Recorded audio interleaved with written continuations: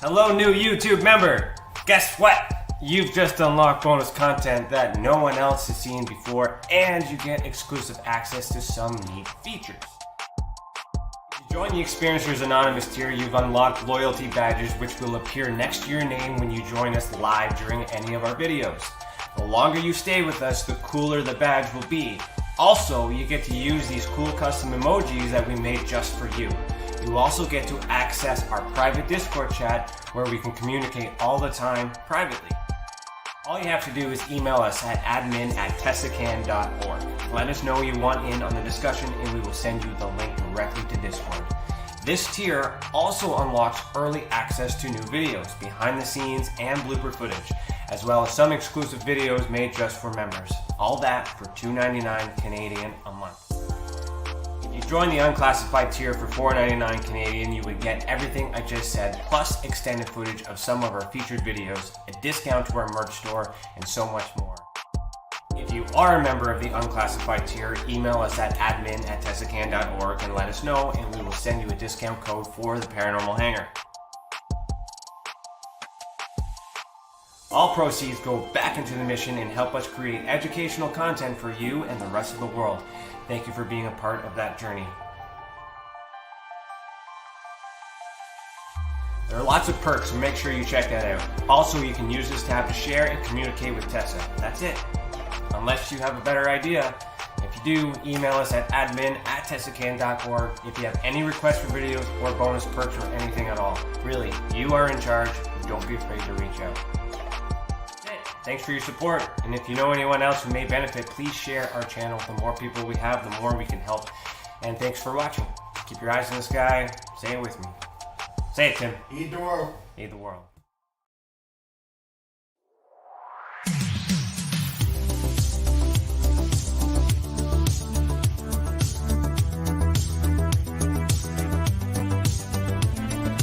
This is Lady Anne, owner of KPNL Radio and hostess of the Caravan Library of Lore, and I support Tessa. As an experiencer myself, I have filed my own reports with them, and the professionalism and heart they have shown my case goes above and beyond. If you have had an experience, I cannot recommend Tessa enough. Hi, this is Ernie Hudson, Winston Zedmore from Ghostbusters. I want to let you know that Ryan Stacy, he's created the Experiencer Support Association, TESA. You can check them out at www.tesacan.org. Now, they investigate paranormal, UFO, and provide support to experiencers. But you can check them out at, like I said, www.tesacan.org and see for yourself if they're really Ghostbusters. I can tell you this, they are a non-profit organization. Good luck, have fun, and keep it blessed.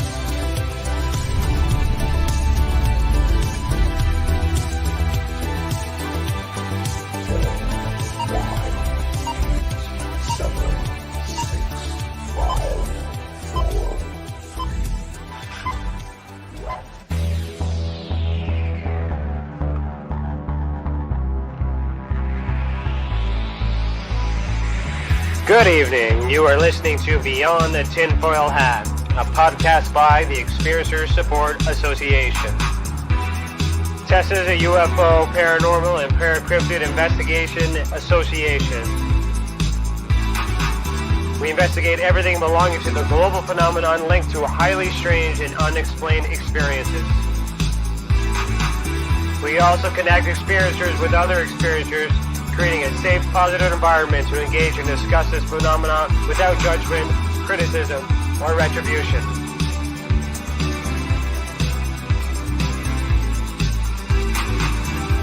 From the land of the white rolling sands, on the southeasterly tip of Georgian Bay, to all of you listening around the world, as we simulcast live on KPNL Radio, we salute you.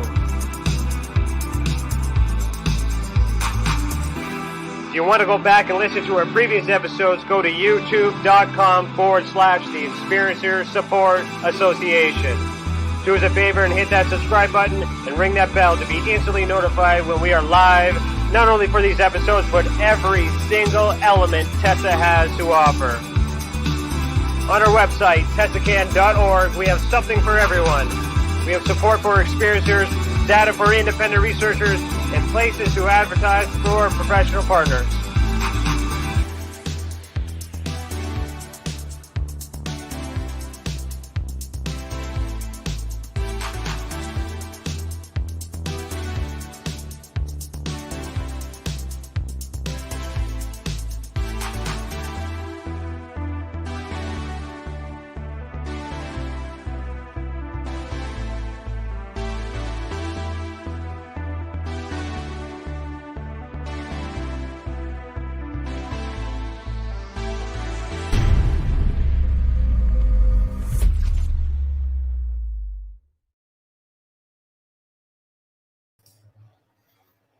Good evening. Today is Thursday, June 24th, 2021, and I, Ryan Stacy, am your host this evening.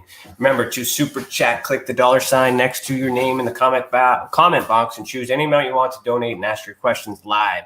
If you're catching this on the replay, please consider becoming a member to unlock bonus content, including behind the scenes bloopers and extended footage on all our project developments. Our guest for season 3, episode 20 is Victor Viggiani. Victor Viggiani is currently the news director of ZlandCommunications, an international news service. His study of the anomalous aerial phenomenon, research and analysis of extraterrestrial issues span over 30 years. His experience involves UFO sightings, sighting reports, investigations, academic and radio journalism with a primary focus on UFO ET government disclosure.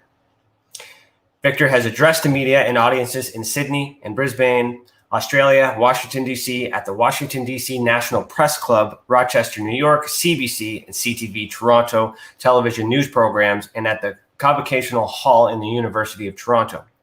Victor is a regular contributor to the Richard Syrett Show at AM 740 radio in Toronto.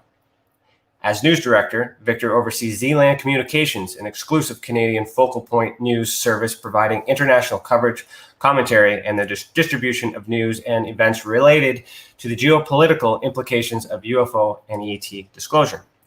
Victor's committed goal is to promote and facilitate genuine educational experiences for media, politicians, academic and private institutions, and the general public about the implications of disclosure of the extraterrestrial presence currently engaging the planet. You can contact Victor Viggiani at zland@simpatico.ca. His website is zlandcommunications.blogspot.ca. But wait, there's more. Victor is also the Canadian representative for a new organization called ICER, the International Coalition of Extraterrestrial Research. And Victor and I go way back to my days with MUFON Canada, and this is the first time I have spoken with him professionally since my departure. So Victor, put on your tinfoil hat. How are you doing this evening? Just fine, thank you. Great to be with you, Ryan. Great to be with you. Thank you so much. Good to see you. It's been a long time. It's been 3 years. It's kind of, I don't know if you've seen it, but it popped up in my Facebook feed yesterday that 3 years ago, yesterday or 2 days ago is when we had Alien Cosmic Expo in 2018. So it's been a long time. All right. So before we kick it off, we have an icebreaker segment. So the icebreaker is brought to you by Tim the Demon Guy Morrison. So we'll just bring this in here. His first question of the night.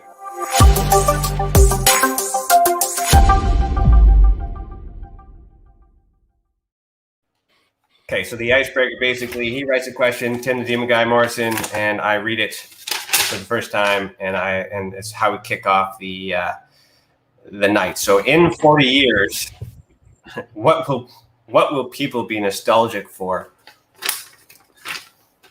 In 40 years about today? Yeah. Yeah. Well, I describe it in two ways. Okay.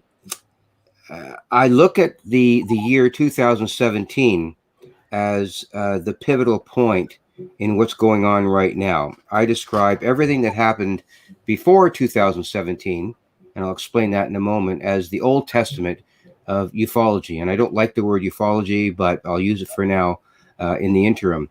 Everything that happened before 2017 was the Old Testament of what we're all involved in. We had research going on, sighting reports, and all a myriad of different things. But then all of a sudden, the ATIP program came along, in the Pentagon through the initiative of Harry Reid and all of the other people within the Senate. And then they released that information to the New York Times. So Ralph Blumenthal, Helena Cooper, and Leslie Kean published that ice-breaking, to use the pun again, article in the New York Times about the ATIP program that involved Luis Elizondo and the Pentagon and the 7-year program funded by a $22 million grant to the Pentagon to investigate UFOs. Everything that happened after 2017, I label as the New Testament of what's going on. Everything that happened after 2017 was so revelatory that it turned over a huge rock, a massive rock of disclosure. And once that rock was overturned, all of the bugs, so to speak, began scurrying all over the place. And we are at that pivotal point right now, dealing with the 2017 revelations by the Senate at that time. And so that's why I call it the Old Testament and the New Testament.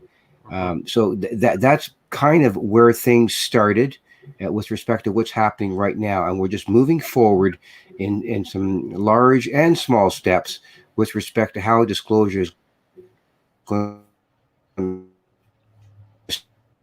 back to the year 2017 as the pivotal bookmark in the investigation of UFOs and UAP as the main feature of when things really started to change, when disclosure really started to happen, and then who knows where it's going to go from here. So nostalgically speaking, 2017 was a pivotal year, and in 40 years, people will think back to that year and everything that's happened since then with respect to what the Pentagon has released and what the U.S. Senate's Intelligence Committee is going to be releasing.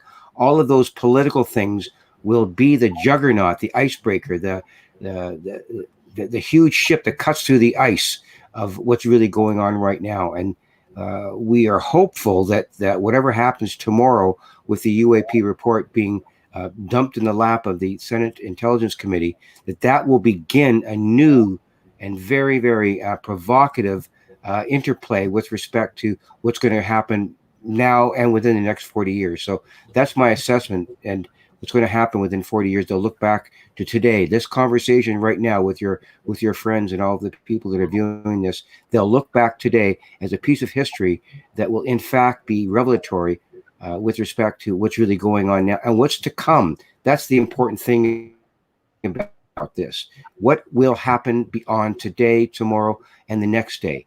And that's really important with respect to not just the political aspects of this, but with respect to all of the people, all of the individuals who have in fact experienced contact with these off-world civilizations with respect to the so-called abduction phenomenon and all of that. So it's really important that we understand that this, what we're doing right now, we are making history right now, Ryan, and people will look back at this day, this broadcast, and many like it as a pivotal point. I'm having trouble with the connection. Please try again in a moment.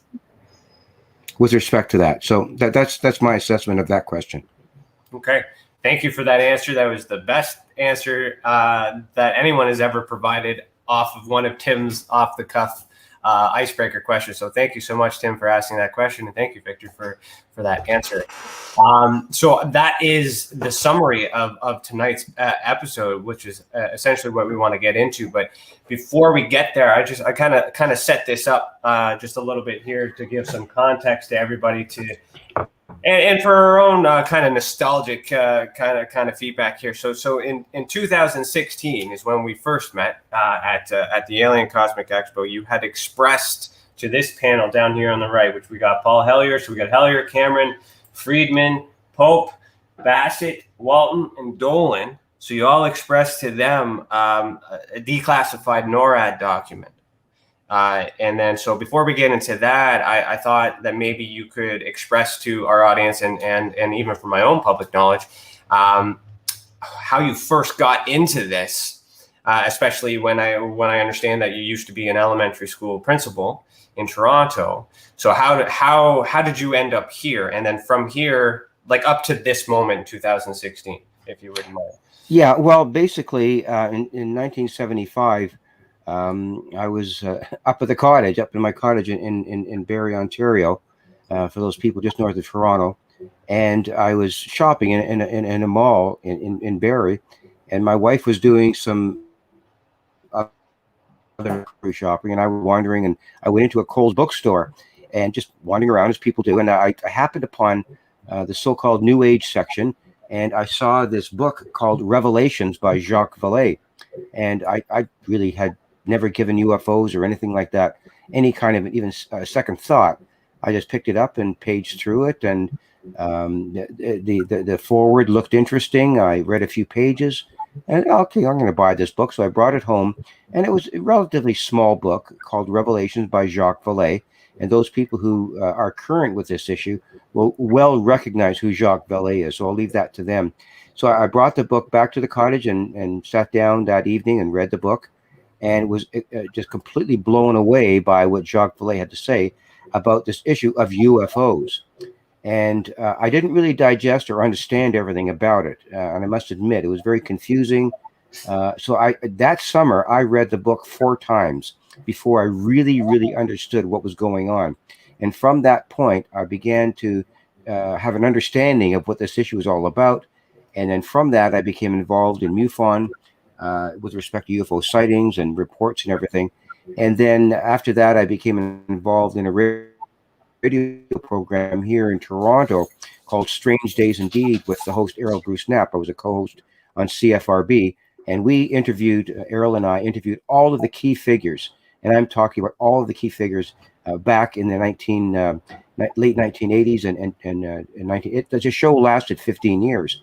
So we were in touch with all of the major figures, researchers, authors, with respect to the UFO issue. So that gave me a foundation in all of this and brought me to the understanding that this situation was not about UFO sightings or UFO craft or reports. Or this was all about it wasn't about lights in the sky. It was all about the lies on the ground, about the political implications and the way the U.S. government and other governments were lying to the general public about what this issue was all about.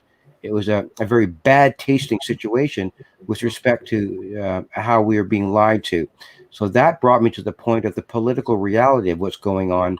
And as an activist and journalist, since then, I've been pushing for UFO disclosure and doing everything that I can to report that in ZlandCommunications and to bring an educational component to this so that people understand that there are many tentacles to this whole issue, being political, technological, and also with respect to experiencers. So that brought me to the point of understanding that everything is all related. And then secondarily, my relationship with Dr. John Mack in understanding what he did with respect to it, and visiting him in his Harvard office and understanding that he had people who were going through extremely difficult situations with respect to the abduction phenomenon.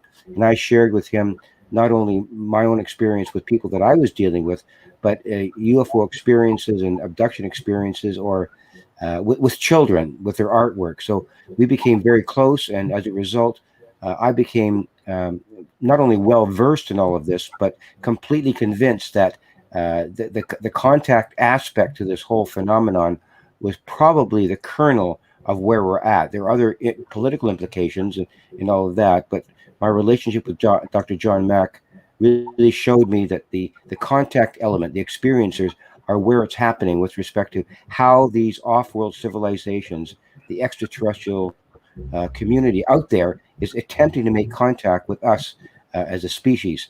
I mean, we are very far behind the curve with respect to their development, but they are trying to bring us up to speed as to what's happening in the cosmos. And hopefully the contactees will be a conduit through which diplomatic relations can be established between our fledgling civilization here on the planet and the extremely sophisticated, technologically advanced and intelligence beings that are out there. So that's very quickly where I'm at, where I've been, and where we're headed. And then 3 years later, you are announced as a member of ICER, International Coalition for Extraterrestrial Research. Mm-hmm. So is anything, this is the first time I've talked to you in 3 years, and this is the reason why we reconnected, is because I'm interested in understanding this new wave of things. So what briefly what happened between that moment up until now, and then what is ICER, and how does that, as being the Canadian representative, how is that important? How can investigators like myself and assist, I guess, in some sense? Yeah, that's a good sort of standoff point. The International Coalition for Extraterrestrial Research was an initiative began by our Vice President, Gary Hesseltine, and also Don Schmidt, the Roswell investigator. Those two had an initiative planned whereby they established, to begin with, a Chinese initiative to bring forward all of the information with respect to the extraterrestrial presence. So that initiative was sidetracked. So Don Schmidt and Gary Hasseltine decided to begin their own initiative, their own citizens initiative with respect to the extraterrestrial issue. So they formulated a plan that included developing an initiative to represent a number of international countries. So far, we have 27 representatives over 5 continents from countries who are involved in attempting to represent each country, first of all.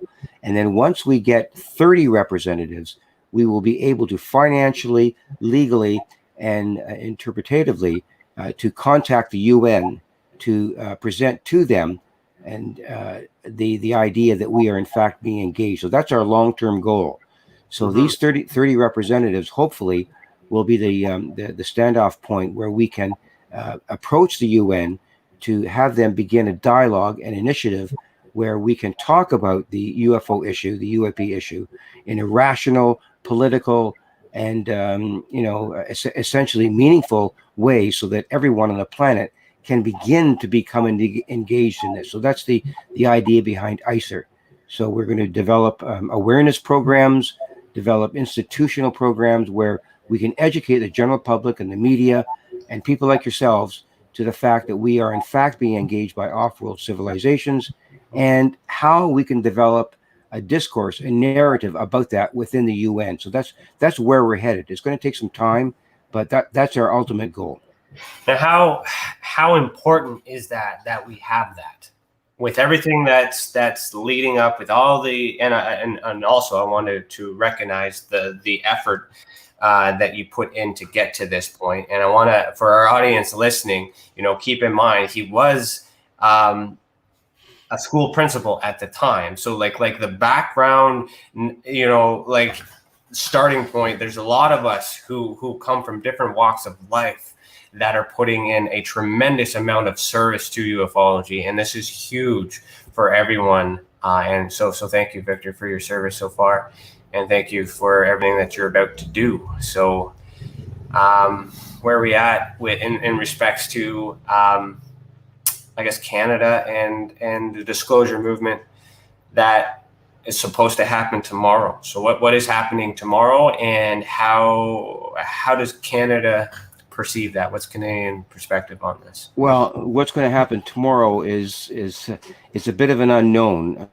It's quite clear that I've been in discussion with the solicitor for Luis Elizondo, the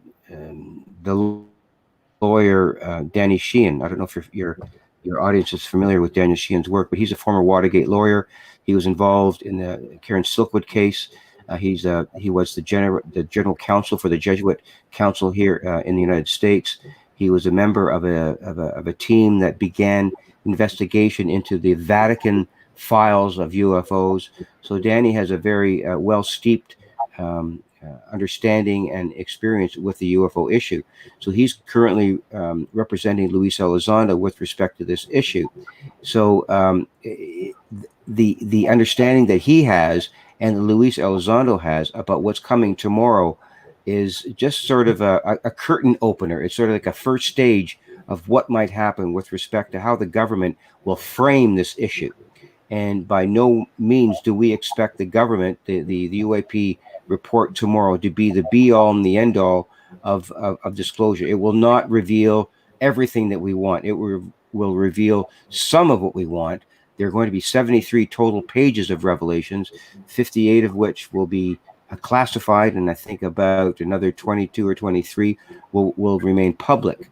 So we don't know what's going to happen with those revelations. We don't know which way it will turn, but the Senate Intelligence Committee, headed by Mark Warner and co-chaired by Marco Rubio, will have to determine how they interpret that document or those files and those revelations, and then make some sort of determination publicly as to what it all means. And we are convinced that what's going to happen tomorrow will be a couple of things. First of all, it will describe the UAP issue as a national security threat. That's kind of where I think they're going to go. And we're sort of all agreed to that the United States government and the military really have no other alternative to frame it that way. That will be their initial response. The second thing that we need to understand is that recognizing what's going on in the skies, the way the military has, and translating it into technologies that come from Russia or China is the biggest, intelligence failure within the United States in over 70 years. They've completely misread what is going on. There is absolutely no way that these technologies are Russian or Chinese or anything else other than off-world origins. There's no chance that anything that's happening right now is in fact Russian, Chinese, or American. We just do not have the technology. Some countries may be experimenting with it, but there's no way that we have craft that can move at 43,000 miles an hour in our own atmosphere and not burn up or create a sonic boom. There is no way that we have craft that can move underwater at 200 and 300 knots, underwater. We just do not have that technology. So the only other alternative at this stuff is off-world in origin. Now that amount of information will be very difficult for the general public to digest, and they will try to frame that information in a way that will be meaningful to the U.S. public and even international community, so that they can develop their own framework of funding more and more weaponry to fight against or to counter whoever these extraterrestrials are as a national security threat. That's the way they're going to frame it. But eventually they will move away from that position in the realization that there is no way that we have any kind of weaponry that can counteract who these extraterrestrials are. So it's just a very small step. Tomorrow will be a very small step in the realization that the government knows what these things are, and they will have to develop some sort of framework to explain it to the American public. And that will be the only first step in the public understanding what might be going on. So we're fearful that the American public and the media will buy into the threat scenario, and not the scenario whereby we are in fact being engaged by benevolent off-world civilizations. So we've got a pretty difficult road to hoe with respect to that. So disclosure, on one hand, it sounds great. It sounds like a really good opportunity for all of us. But on the other hand, the way it's being framed by the American government could be, in some ways, disastrous. So that's our position on it.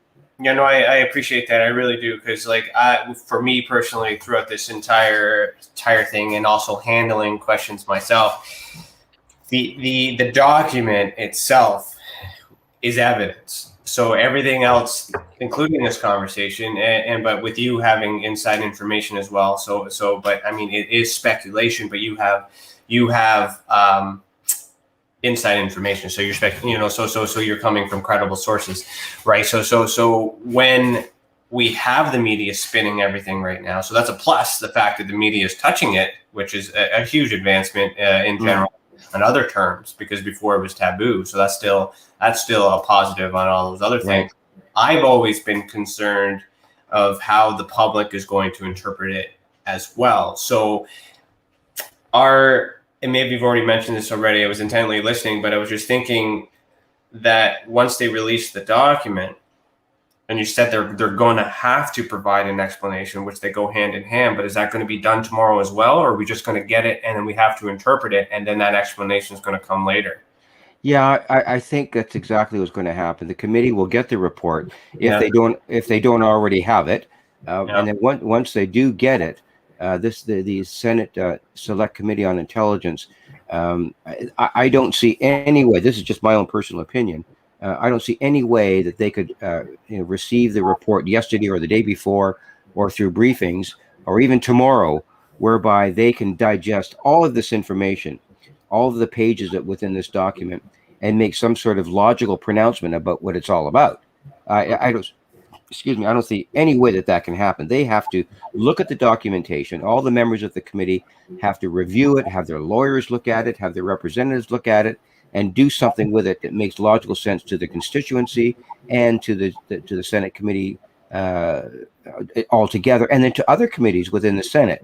So they're going to have to review this stuff, and that could take more time. So I don't think anything specific is going to happen tomorrow in terms of a huge revelation. It's not going to come out like a gangbuster all of a sudden tomorrow. It's just going to be dropped in their lap. And I think the Intelligence Committee in the Senate is going to have to review the documents and make some determination as to what they're going to talk about publicly and what they're going to talk about behind the scenes. And then we'll go from there.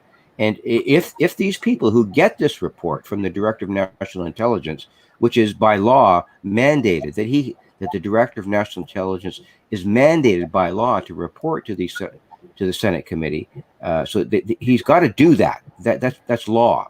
So in that effect, what has to happen is a review of this information, and then eventually that Senate committee is going to make some of that or all of it public, and then from there they're going to have to make a determination as to where they go from there. And our estimation, hopefully, is that if the Senate committee, the Senate Intelligence Committee, is wise enough, and I use that word advisedly, if they're wise enough, the only move they have after they get everything, once they digest it and ruminate over it, the only move they have is to hold public hearings, calling in a Senate committee with their own committee, or developing an ad hoc committee to deal with this UAP situation, and call forth military, government, and public witnesses to testify before Congress or the Senate as to the reality of what these pilots have been through, what the military has been through, not just within the context of, since 2004,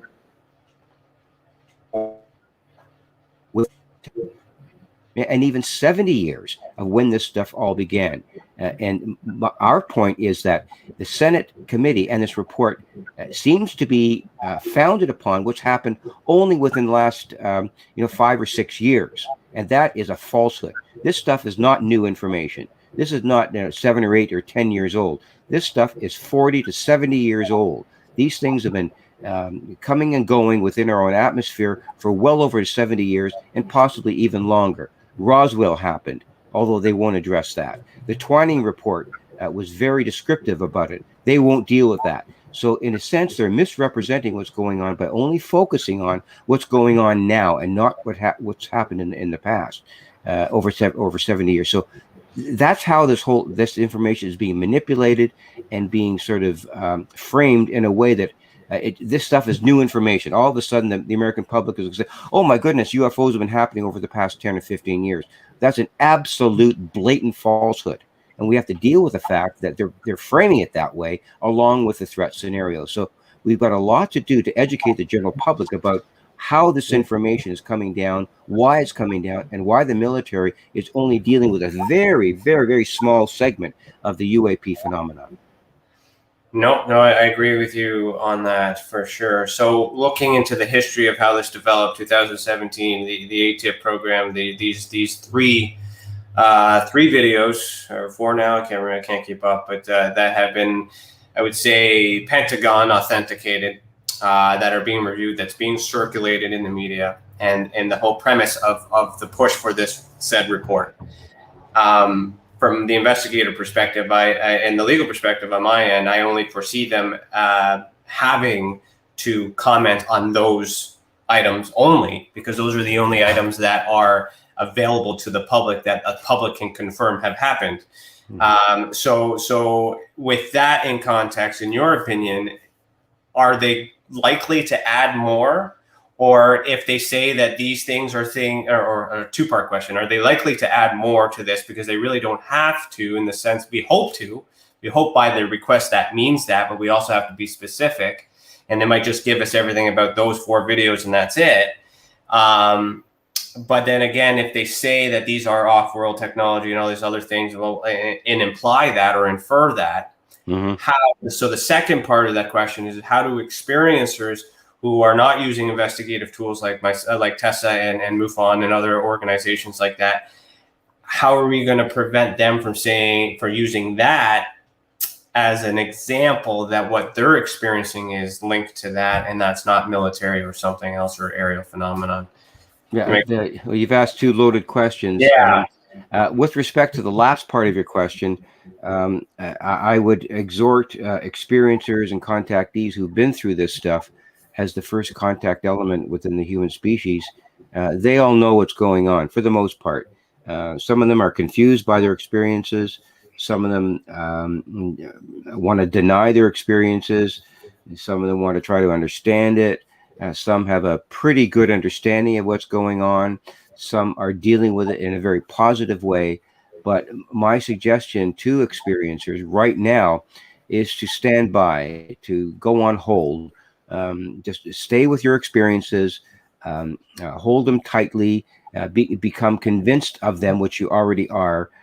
Your day will come. You have to stand by with respect to what's happening right now, because as I mentioned earlier, it will be very difficult for any of these experiencers and for your group and other contactee groups to make their case right now. It's just not the right time at this point. I wish it would be. I wish that would be something that we could do tomorrow, but I don't think the general public and the media and the government are able right now to digest the contactee experience.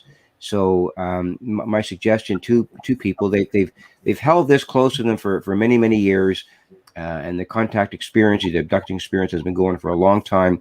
They're going to have to just wait till their right time to flush all of this information through politically. And once it gets flushed through politically, once we understand that these craft are not from here, and it's a big step to do that, and then B, that we are actually in fact being engaged by off-world civilizations. Once those 2 things are assimilated by the general population and ruminated over and discussed and analyzed and educated, and once the general public begins to realize all of that, then they'll go through the same experience that I've been through, the same experience that you've been through. They'll eventually realize that the contact experience comes from UFO sightings and all of that. It emanates from all of that. And we just have to bide our time and wait for that to become understood by the general public. And once that's done, then the experiencers will have a clear pathway through which to express their contention that we are in fact not only being engaged by off-world civilizations, but these off-world civilizations have in fact made contact with a huge number of human beings on this planet, a huge number. And once that's understood, the contactees will be able to come forward, express their views, tell their story, and become the diplomats that we need in order to engage who these off-world civilizations are and ask them questions like, what do you want from us? What can we provide you? How can we engage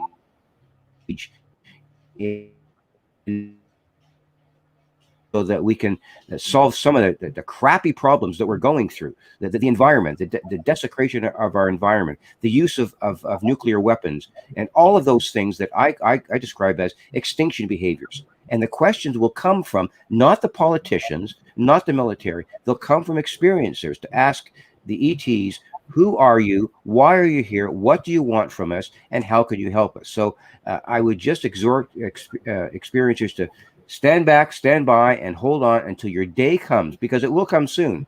And we've waited 40 years for disclosure. I think we can wait another 1 or 2 till this flushes through the system and the politics and all of it goes through its realm of authenticity. And then eventually the public will understand that there are a huge number of human beings, species on our planet that actually experience contact. And that's going to be another huge revelation, and even bigger than disclosure itself with respect to the UAP issue. So that's how I would frame the issue with respect to contactees and what might come next.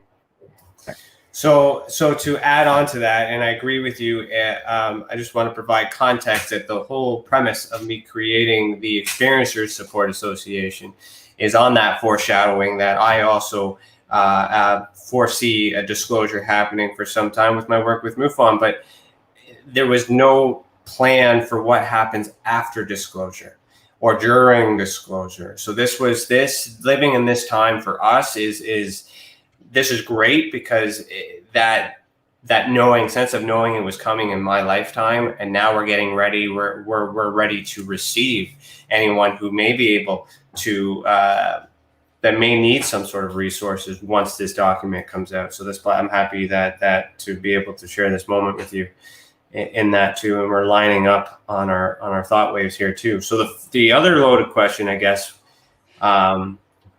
was whether or not we think that the government is going to be nice enough to share more than they need.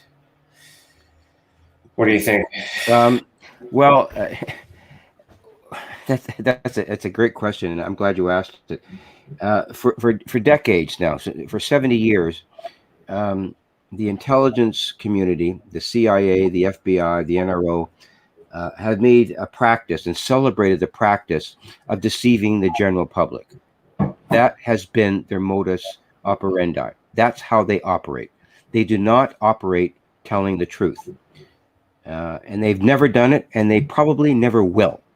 So our assessment, not just my assessment, but generally speaking, the people within the political community, or the activist community, I should say, are convinced that we will not be able to get authenticity from the CIA, the FBI, the NRO, the NSA, NASA, and all of those alphabet organizations. We will never get the full story from them because their basic mode of operation is deception.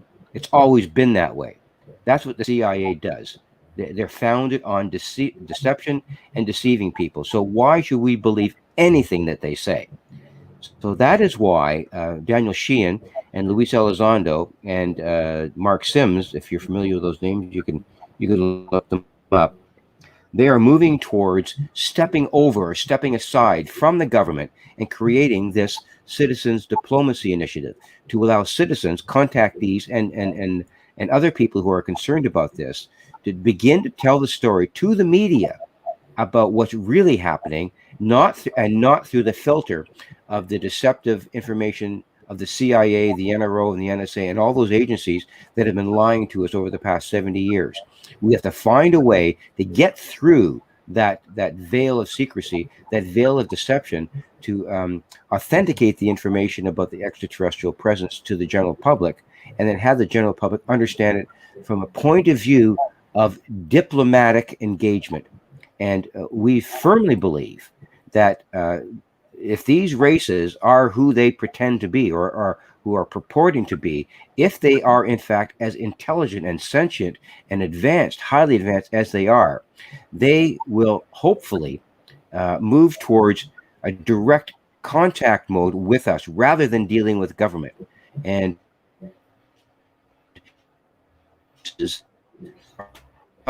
they will not want to just deal with the American government. They don't want to deal with the CIA, the NRO, or the NSA, and all those other alphabet organizations. That would be a detriment to their credibility. And if they do engage the CIA, then we'll know that they're not authentic either. But we don't think that that's where they're going to go. They want to communicate directly with the human species, with the human family, with us, with you and I, with contactees. They don't want to deal with governments because we know that governments are involved in extinction behaviors that will eventually, down the road, eliminate the human species with respect to nuclear weapons, plastics in the ocean, the degradation of our environment, the pumping of fossil fuels into the environment. All of these things are something that corporate America and corporate international corporations are set on doing. That's what their agenda is. And we need to sidestep that agenda and begin a cooperative element, which is diplomatic in nature, with these off-world civilizations directly, not through government. So that's where we're headed, and that's what's going to happen as far as how the human species has to view what's going on. We cannot view this through the lens of the CIA or the government. So we're not going cap in hand to say to the government, "Oh, please tell us what's going on." That is a falsehood. That is a misnomer, and it is a misdirection. It is a sleight of hand on the part of government to get us to become cooperative with them in dealing with the extraterrestrial species. This is not a government issue. This is our issue. This is an issue of the human family, not government. I'm tracking that, and you know, like, there's a lot of issues within any government about multiple things that we could go on the same subject, on the same way, in the same manner, and come to the same conclusion that it's hard to trust them with everything. And with that, like, I've always remained neutral on this Lou Elizondo guy, you know, because there's just as much information that can discredit his motive just as much as well as we can credit his motive. So there's things that we can trust, there's things that we can't, there's things we can accept, there's things that we can't. But all in all, at the end of the day, we can't ignore the fact that the actions have created these reactions, and therefore here we are. Now, with what you've just said in terms of trust, how likely, or how is it even possible for others to trust, say, Lou, enough that everybody in the world would report to him? And then what about Canada? Like, why can't, like, is that where ICER would come in? Is that where, like, and then also, not that I want to hog all the work, but where, you know, am I out of a job? Like, how, you know, like, where does that fit for you if all, like, us researchers and investigators that are currently doing all this work to assist, just to have a guy come in and say, hey, talk to us now? Like, it's good. It's great for the world on the global thing. But is it a takeover, or is it really too good? Like, it's almost too good to be true. You understand my hesitation here? I'm not saying it's bad. I'm saying I'm on that neutral line, but it's a wide way. How do we trust this? Well, my level of trust is embedded in Daniel Sheehan. I've known Daniel as a friend and colleague. My goodness, I'm talking now to over 20 years. And Daniel was involved in the Carter administration with respect to their invitation to him to go to the Vatican to find out about UFO files as the representative of the Jesuit Council. And he was given that mandate back well over 20 years ago. The Carter administration asked him to do that. He did it twice unsuccessfully. The Vatican denied him access to the files. He's also made it plain that Jimmy Carter went to the CIA director at the time, George Bush Sr., and just before his inauguration, Jimmy Carter asked Bush for the UFO file. And because Jimmy Carter had a vested interest in UFOs at the time for a number of reasons. And the CIA director denied the president-elect access to those files. And Danny was involved in that. He was also involved in the Karen Silkwood case, if people want to involve that. So my level of trust is in Daniel Sheehan. And Daniel Sheehan was approached by Luis Elizondo because the U.S. Pentagon was in attack mode about Luis Elizondo's credentials. We knew, and we do know right now, that Luis Elizondo was in fact the executive director of the ATIP program. He was the chief security officer for the ATIP program, and he resigned out of frustration. He got out. He got out quick because what they were doing was totally detrimental to the UFO release or disclosure initiative, and he got out. He quit the organization, and he took the 3 UFO files that have been, sent over the internet for the past, 4 or 5 years. He took those files with him, gave them to Chris Mellon. He and Chris Mellon founded the To the Stars Academy. So in frustration, Luis Elizondo separated himself from the U.S. intelligence community because they were doing the wrong thing in approaching the UFO issue, the UAP issue, in a completely the wrong way. It was a threat scenario that he wasn't willing to go along. So Luis Elizondo's work there, and him approaching Daniel Sheehan for assistance and getting into a situation where he could be represented by Daniel Sheehan, going back to the Inspector General and say the U.S. Pentagon has to stop lying about his former executive position, and they filed a complaint May the 3rd of this year to force the Pentagon to retract their attacks. Susan Goff, the head of the Pentagon Public Relations Committee, was attacking Luis Elizondo hand over foot about his relationship, saying that he had no connection with the ATIP program, which was in fact a lie. So he is going back with Daniel Sheehan to go into attack mode if they have to counter their attacks and their challenges to him. So I have every reason to believe that Daniel Sheehan would never, knowing him the way I do, take on the solicitorship for Luis Elizondo if he did not believe that Luis Elizondo was truly credible in his insistence that he knows what's going on with the ATIP program, what it's all about. So I trust Luis Elizondo's representation about this, and he's not the go-to person. He does not want to represent the entirety of this. All he is attempting to do is show the Pentagon used the wrong approach to the UAP issue, and he wanted to get this information out, and they did not want to do that. So he represented a faction within the Pentagon at the time to want this information out. And he was countered by factions within the Pentagon who didn't want this out. That's why he got away from the Pentagon investigation program. So I have every reason to believe that Luis Elizondo is authentic.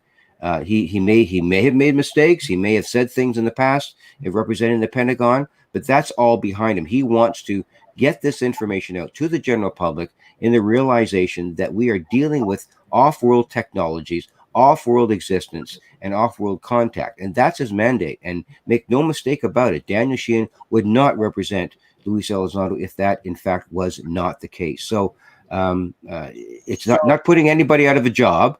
Our jobs are very safe. We still have to, frame this stuff in an educational way so that the general public understands it. But the fact of the matter is that this UAP report will be a whitewash. It will not contain all the information that we need. So that's why we need people like Daniel Sheehan and Luis Elizondo to set the record straight about what the Pentagon is doing and what they're not doing, and how they may continue the lie factor, the falsehoods that will proffer this information as U.S. technology or Chinese technology or Russian technology, which will be a falsehood.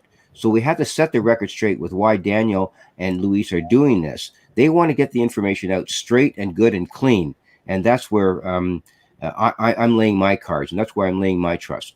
So is Sheehan pro bono this, or is Lou Elizondo paying him for? I have no idea. Yeah, would that matter?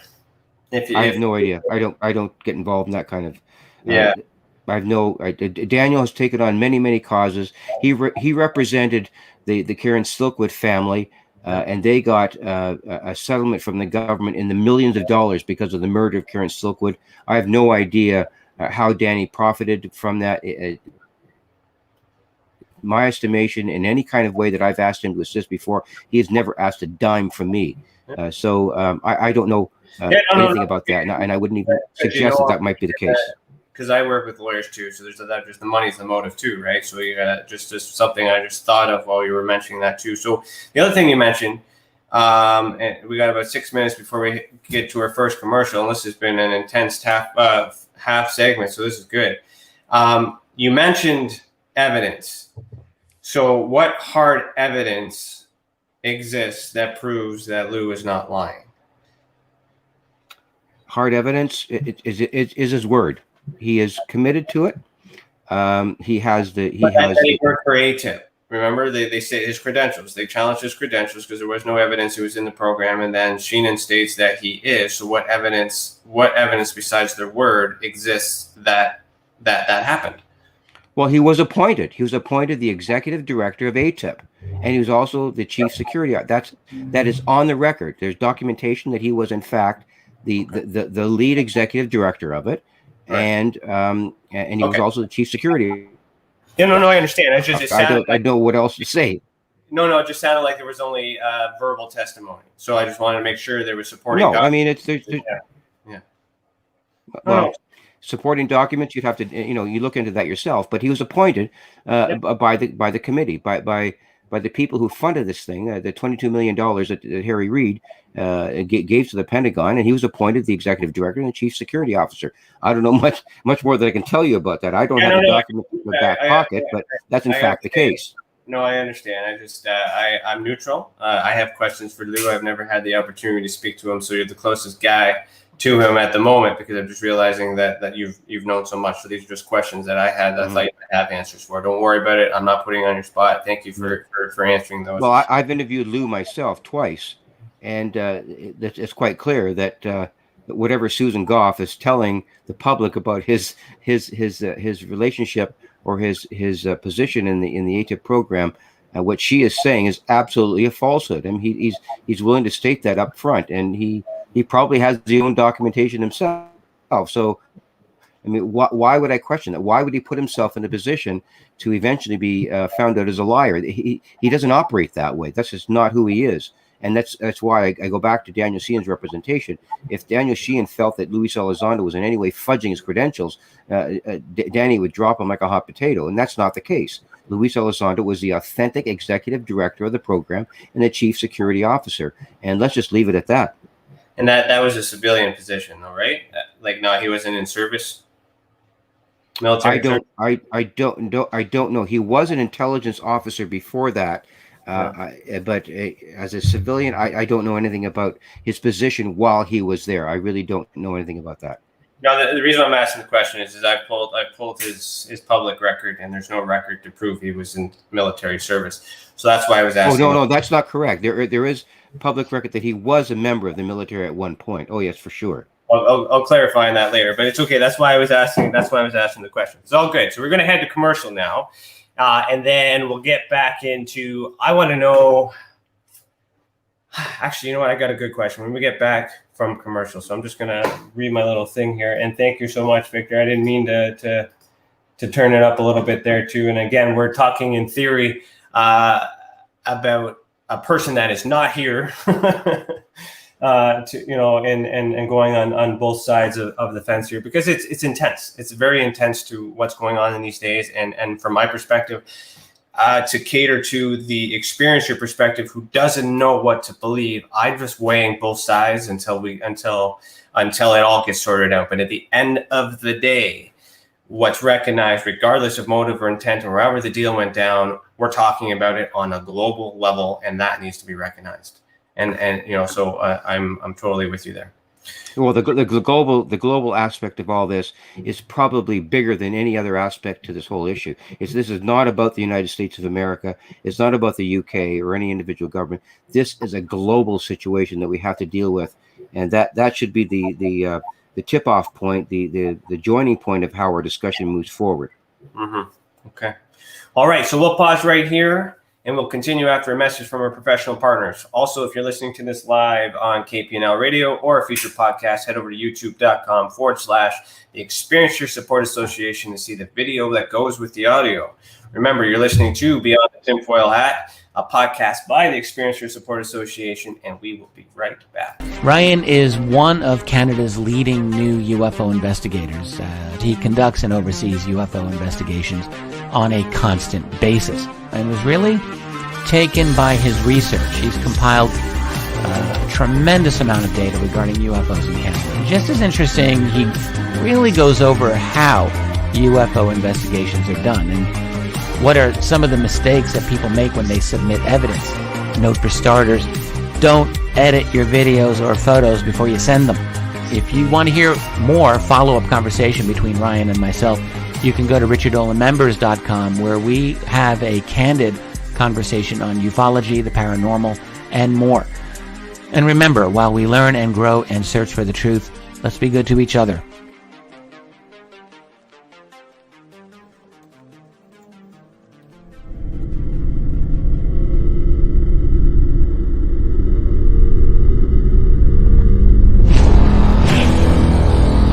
The same thing that draws aliens to our planet is the same thing that draws us to others.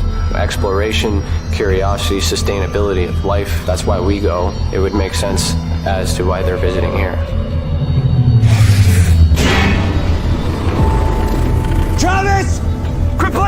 man. Get back here.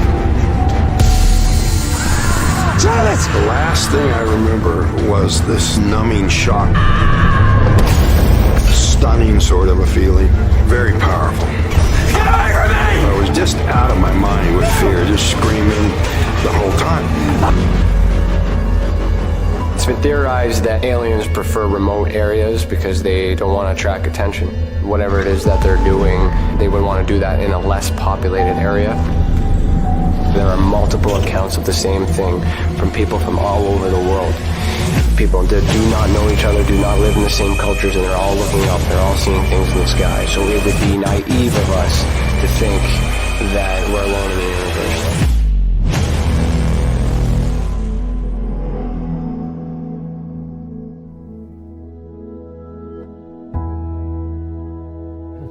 My mission is to assist and help those experiencing this phenomenon in such a way that they're able to continue and live with it, and also in a way that it can be measured, quantified, and reinforced within today's society, so that way it can be accepted and no longer viewed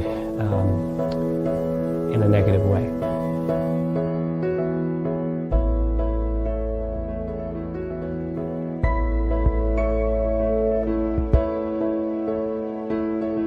One thing that I do value in people is the ability to sense and feel when something is right and when something is wrong. That is a natural ability that we all share.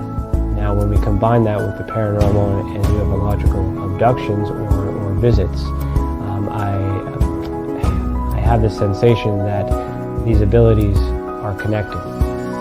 Not everyone can sense, not everyone can feel. However, those who can are typically connected with something that we cannot explain.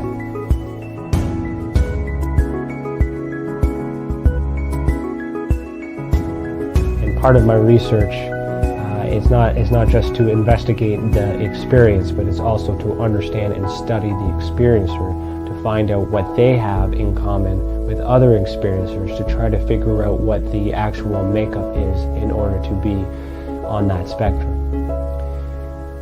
There's a lot of it happening all over the world, and I do not know of any other study that is focusing on the individuals as people, only the phenomenon. Welcome back. You are still listening to Beyond the Tinfoil Hat, and if you're enjoying this episode so far, please consider becoming a member of our channel or send us a super chat. Your membership will get you bonus content like exclusive videos, and it will help us reach our goal of launching our training center, which is Interstellar, the Academy of Ufology and Paranormal Studies. Also, if you have ever experienced an unexplained event involving the paranormal, UFOs, extraterrestrials, dogman, or any other paracryptid, head over to tessacan.org/reporting system. The more reports we get, the more we will understand the phenomenon and how it affects our people. Let the others who have already reported be that example that proves we are making a difference. And if it wasn't for these reports, we would not be able to do what we do. And for that, we thank you. And we are still here with Mr. Victor Viggiani. How are you doing? Still good? Yeah, we're just fine here. Good stuff. Right on, right on. Okay, so before the break, yeah, we got a little personal there, asking some questions there, but I want to kind of move on to more Canada focused and focused around you just for a little bit, if we can. And if we take way back into this, then we will and whatnot. But like, I'm tracking your knowledge, I'm tracking your credibility, I'm tracking all these other things. I believe you're very knowledgeable and very passionate about getting this, and I appreciate everything you're doing. And I'm curious to know, especially when you mentioned, started with reading a book and then you started getting interested and you started finding these leads and you started pushing from this, but you speak so passionate with belief. And I'm wondering if that belief is behind an experience. Like, have you ever had an experience yourself? And does that help support your knowing that there is ET outside of this? I know we're at the stage one, but let's just fast forward. Have you ever had an experience? Not that I'm aware of. No, I've never. I haven't seen a UFO. I can't say that I've ever had any kind of experience that would be similar to any of the hundreds that I've investigated with respect to men and women who've gone through this. Actor Dr. John Mack actually asked me that question, and at the time, so the short answer to that is no. But the experience that I've had, the interactions that I've had with all of the 16 people that I've dealt with myself personally over the years, and with my work with Dr. John Mack, I'm convinced that that's in fact something that's very, very real, and he would not have written 2 books about that. And along with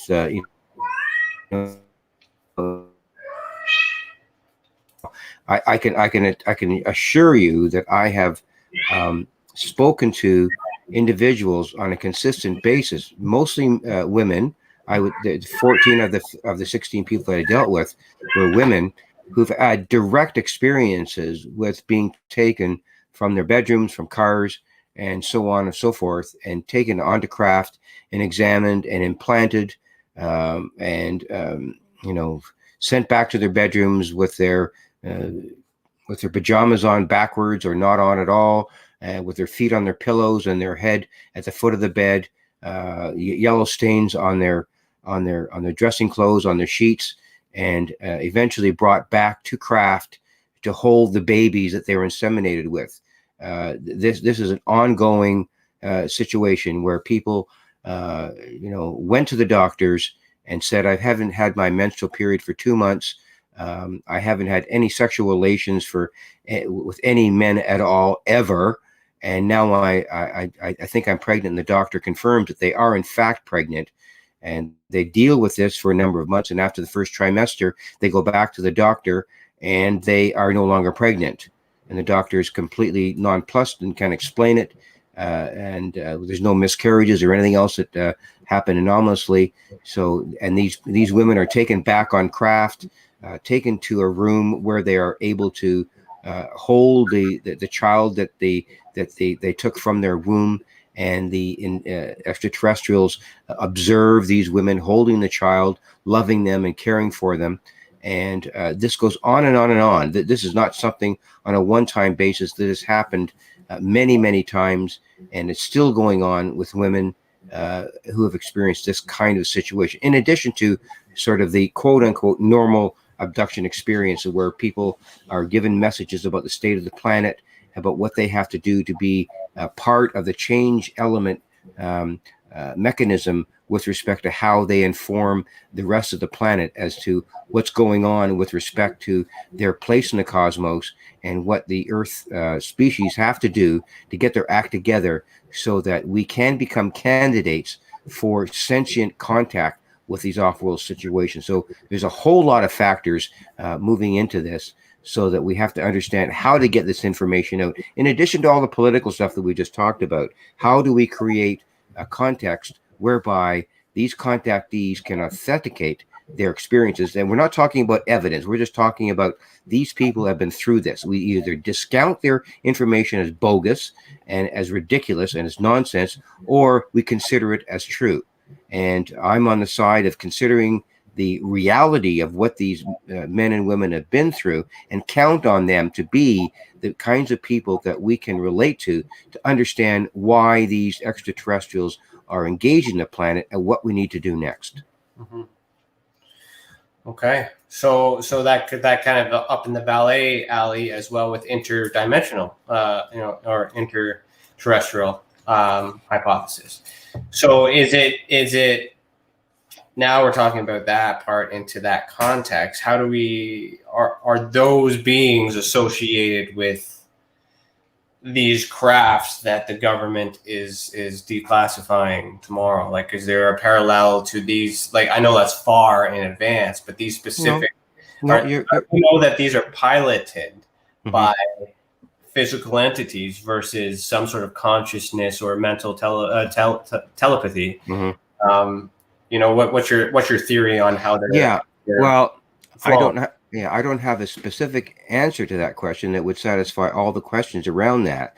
But the idea of, let's frame it this way.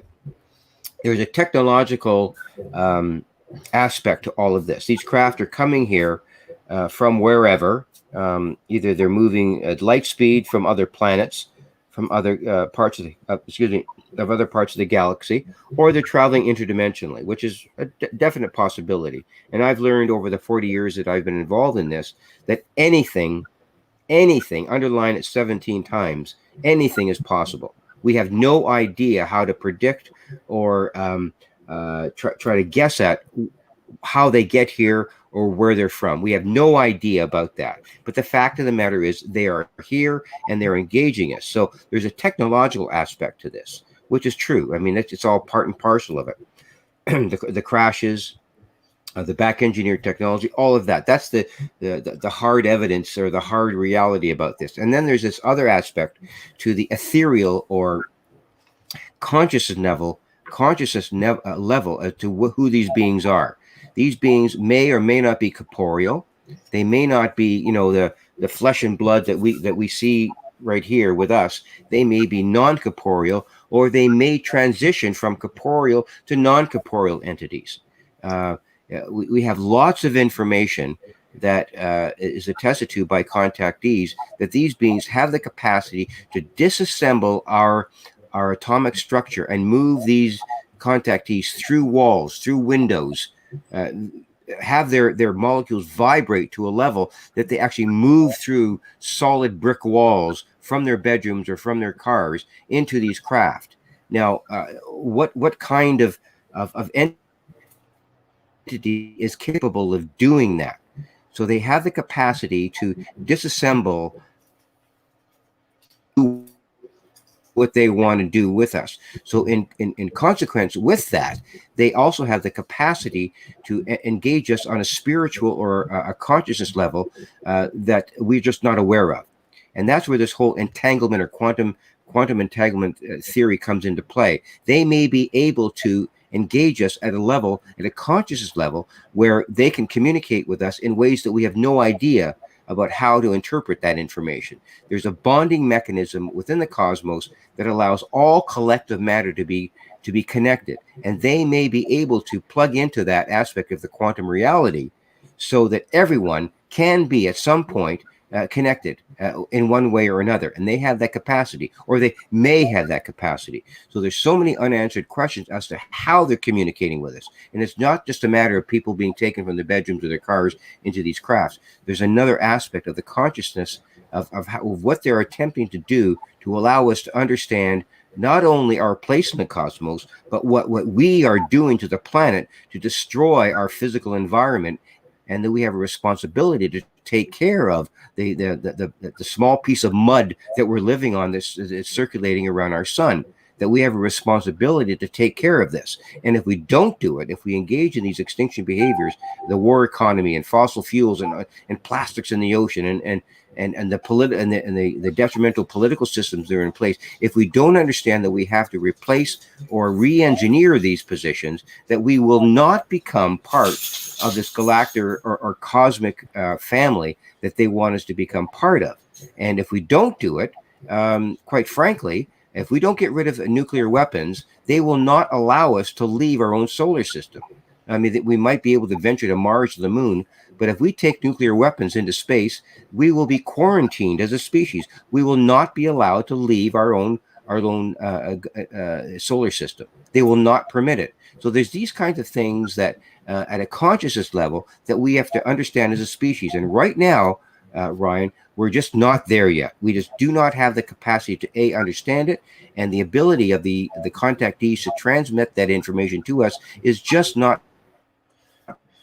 So when you say we don't have the ability to understand that, do you mean we as in non-government, or are we including the government? Because it doesn't matter. It doesn't matter. It's we as a species. I'm including everything. The government is totally unable to understand that. They may know about it. They may in fact know about it, but they're not willing to admit it. I'm talking about the human family, the collective known as a species of the human race. Collectively, we need to come to that understanding of the human family as a whole, has to come to that realization that the off-world civilizations need to have us understand that in order for us to get our act together and to save our planet, that we have to act jointly in community with what's going on, not only on our planet, but what's going on in other parts of the cosmos. We are not the only planet that these species have engaged. There are, in fact, other planets that these extraterrestrials have engaged in the same way.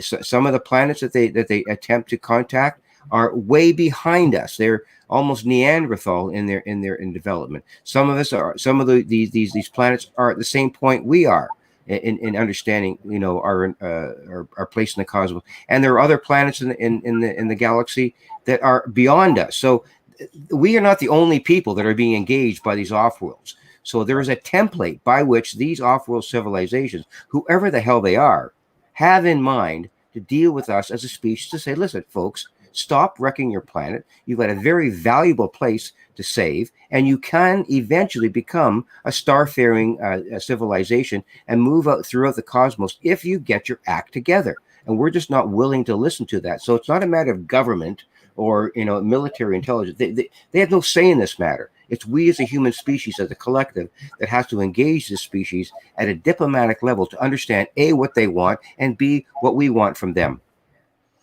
No, I'm tracking that. Just the question that's weighing in my mind is the government's aware of it, we're aware of it, they're doing what they're doing. Why not? Why the cloak and dagger? Why not be so obvious and come up front? Why do we need the government to tell us that it exists? Why don't they just come forward?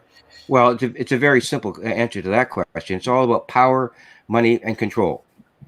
So then the government would have to have power, money, and control over the extraterrestrials. And how is that? No, that's not the case. No, what I'm saying is that if government loses control of this issue, if they admit, if the governments, let's take the United States government, for example, and the UK government, all of the NATO governments, for example, and NATO knows what's going on.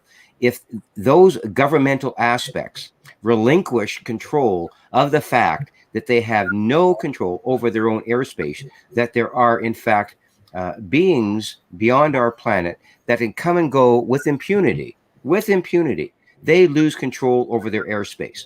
Now, how can the American military admit that they have no control over their own airspace with these craft coming and going? That's not what the military is all about. They want control. They want to know, they want to assure the American public that they have control over their airspace. And they know well, in fact, that they do not have that. Mm-hmm. No, I can understand that too. So they won't concede to that. That's not something they're able to do or willing to do. No, I'm just looking at it as a strategy, strategic advantage. Assuming all realities are true and everything is possible and it's all going to happen. I'm trying to understand, who's in control, who's really in control, because there's just so much. So I've mentioned this a couple of times, and I'm going to be stern on this time, because you are Canadian, and we know we are talking a lot about the American side, and we do understand that we, as part of the world, that affects us. But how is Canada helping with this or perceiving this? Because in my opinion, the attention that Canada is giving this, even though it's just you've been on CTV recently, which is one of the few,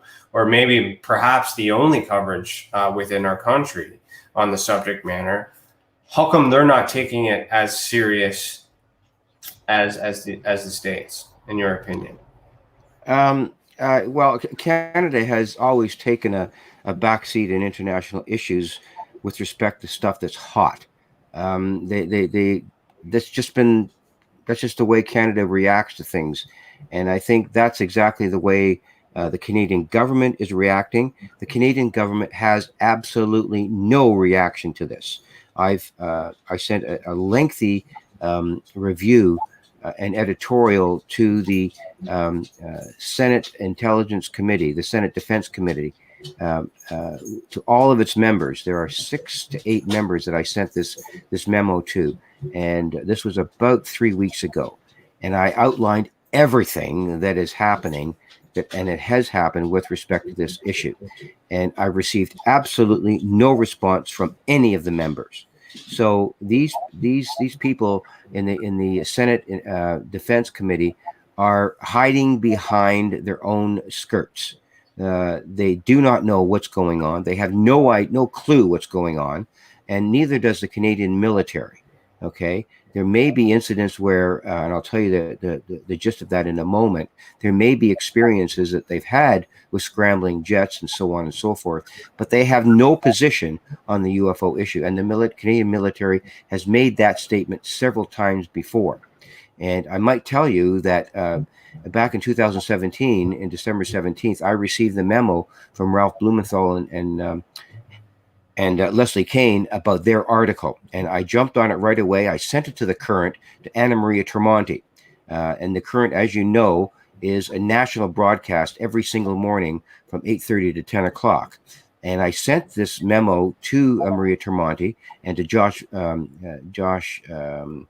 forget his last name. In any case, Josh Blosh, who is the producer of the Current. I sent that to him. I said, here is what's happening with respect to the New York Times. That was on a Thursday or a Friday. The following Monday, okay, I got a call from Josh Blosh and saying, who can we talk to about this? So I suggested a few names. I suggested myself as someone who could come on the program. They brought on a couple of people. Nick Pope was one of them, and a couple of other people who knew nothing about this issue. But the Current did, in fact, cover it back in 2017. But that's the last that we heard from CBC. Now, recently, they did something on this with Kate Simpson, who did cover it. But, in fact, the Canadian government and the Canadian media really have no foundational knowledge about what's going on. They've done zero research. They've done zero explanation about what they've been involved with. Now, I will add that NORAD, the information that I got from NORAD, and you're familiar with this, it was a 6-page air traffic control report that in 2001, 2 CF-18s were scrambled out of Comox Air Force Base to chase 3, not UFOs as they call them unknown tracks or unknowns or tracks of interest out of Comox Air Force Base. They flew over Canada in Canadian airspace.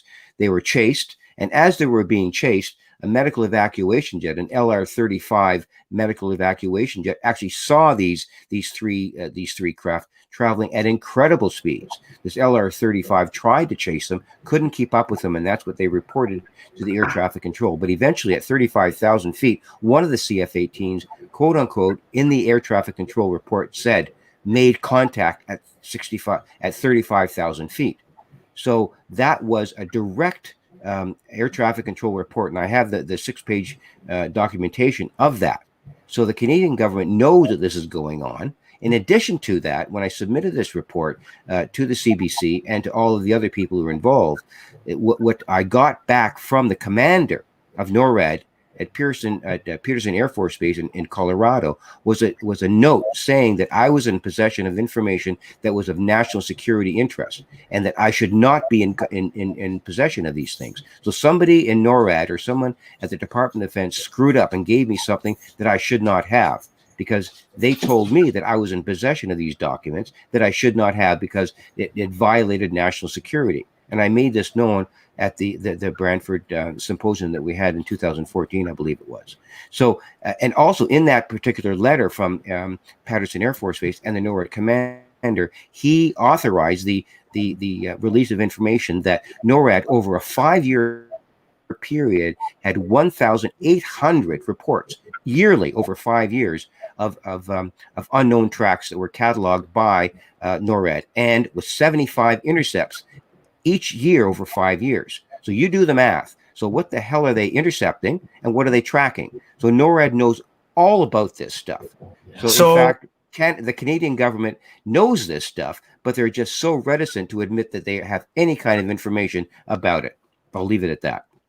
I can prove to you that they're still doing that. But before I do that, we have one of our members who super chatted a question, which is Angela Stash. She says, asked, is the Canadian government invested? Oh, I'm not sure what that means. Invested in what? Perhaps. So at the time the question came in, we were talking about the government's their play within international affairs.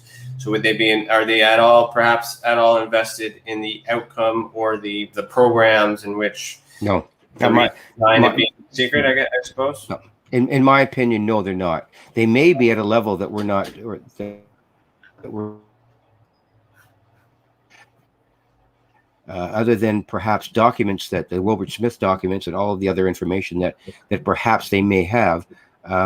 No, they're not invested in this at all, or at least they're not publicly willing to come forward that they are in fact, because when the interview happened with Maria Tremonti in December 2017, she asked the Canadian military, the Canadian RCAF, if they had any comment, and they sent back a very cute memo saying that the Canadian Air Force or the Canadian Department of Defense has no interest and does not discuss this issue. Flat blank denial of anything, and that seems to be their position then, and it seems to be their position right now. Okay, she clarified her question. Invested in the engineering of craft, like well, I have no idea about that. I would say no. Engineering of craft. How would they possibly be involved in that unless they have technological links with what's happening within the United States and their back engineering program? There may be a program. I have no idea, but as far as I know, the Canadian government has absolutely zero interest in back engineering or any involvement or invested interest in these craft. I know. No, the answer to the question is no. No, that's fair. That's fair. So to go back to the math question, this is something that I wasn't sure if you were aware, and then I think it's relevant. But I've been tracking civilian aviation daily occurrence reports since 2018, and then I've just recently published this as the reporting year for 2020, on which I've been keeping a detailed analysis of all these events that are described in the way of that NORAD document that you showed in Brantford. So skip through the stats and all this other stuff too, but this whole document lists an investigation that I provided on behalf of my investigating firm and Tessa, but I just want to let you know that I also have classified secret documents that confirm investigations and squadrons being sent out in 2019. I have a couple that I have on my desk from 2020. So I can confirm that NORAD is still dispatching our aircraft to investigate lights that are chasing other aircraft that at high rates of altitude, high rates of speed, with no radar detection and things like that too. So I don't know. I just want to make you aware of that. And then if you're interested, I can send you a copy of this so you can review it in detail. But these declassified documents may be of interest to you and ICER. I don't know. I just kind of wanted to take the opportunity to bring that to your attention, and then just so you knew that it existed. And that came from the basically every time there is something from the Canadian government that pops up that's weird, I do a Freedom of Information request. I get a plethora of no records found, and there's a bunch of information that comes out about it too. So I can confirm that the Canadian government is actively responding to unusual activity that's reported by pilots. And then they complete those documents. I sent you our service documents. So what is that? Communications for intelligence, vital intelligence. So the Canadian government's requirement is to fill that form out and send that off to the United States, and then the United States would then take over said investigations. So just to add context to that it's still happening every single day, and so Canada may not actually know, or as we indicated earlier, I believe that Canada can't act because America may be in control. And that's where this disclosure is important for us, because if it's okay for them to talk about it, then everybody's okay to talk about it. Mm-hmm. Well, just to reinforce what you're saying is, as a member, excuse me, as the member for Canada for ICER, the International Coalition for Extraterrestrial Research, we're involved with 27 countries over 5 continents, and all the meetings that we have had, Germany, UK, South Peru, Bolivia, have exactly the same kind of documentation that you have. It's the same kind of thing that happens over and over and over in all of these 27 countries. And that's why we're doing what we're doing, is to explicate this information, get it out there in a documented way. But it's only part of the scenario. The documentation, fine. We know pilots are doing it. And for us, it's a non sequitur. It's something that we've gone around the block with 100 times. There are thousands of sightings with respect to each country on a daily basis that's happening. We can only go around the block with that so many times before you realize that the global community has to recognize this as an issue. So if Canada has, as you reported, the sighting reports and all the things that are happening, know full well that 27 other countries, and maybe even more, are doing exactly the same thing. Peru, for example, we have contacts in Peru that have directly communicated with a representative in Peru. He has been an advisor to the Peruvian Air Force on this over 15 years. He was an advisor 15 years ago about this issue. And the Peruvian Air Force is well vested within their own government about the revelations that the Peruvian Air Force has been through. So they are well ahead of Canada in admitting that the government knows what's going on, and that the Air Force knows what's going on. Their pilots know what's going on. So the reporting of all these kinds of things becomes actually secondary to what we do with the information and how we get the information out to the international community, that every single country on the planet, G20 and everything else, that have the capacity to monitor this stuff has been engaged. And the question is, what do we do with that information? And that's why ICER is so important. We want to do something with all of that information, present it to the UN, which they full well know about, because there are resolutions that have been put forward before the UN about the UFO issue. So we want to enhance and reinvigorate that discussion, that narrative, with respect to what Canada's doing, what Peru's doing, what the UK's doing, what Chile's doing, what Germany is doing, to have them realize this is a global issue, not just something that the Canadian government, the Peruvian government. This is a global international issue. So that's our mandate at ICER. So I mean, all that information is important, but it's only important with respect to what the United Nations may want to do with this publicly and how the media reacts to it. So we want to stay away from, the focus on the American experience, because it's not the only thing that's happening. And the general public is being duped into believing that this is an American issue. It's not an American issue. It's not a Canadian issue. It is a global issue, and that's the framework under which ICER is operating, to have people understand this is an international issue. And in addition to that is the contactee stuff, which is another question altogether. I agree. Now, just to add to that, so on our website, on our government documents page, I've acquired documents that confirm the investigative process from the government back in 1952, which Project Magnet and Project Second Story had started, but basically confirming, talking about how the United States and Germany and everyone are all working together and all these other things to understand this phenomenon. So I have a plethora of these documents that are being transcribed, added to our website, put in many, many, many different ways.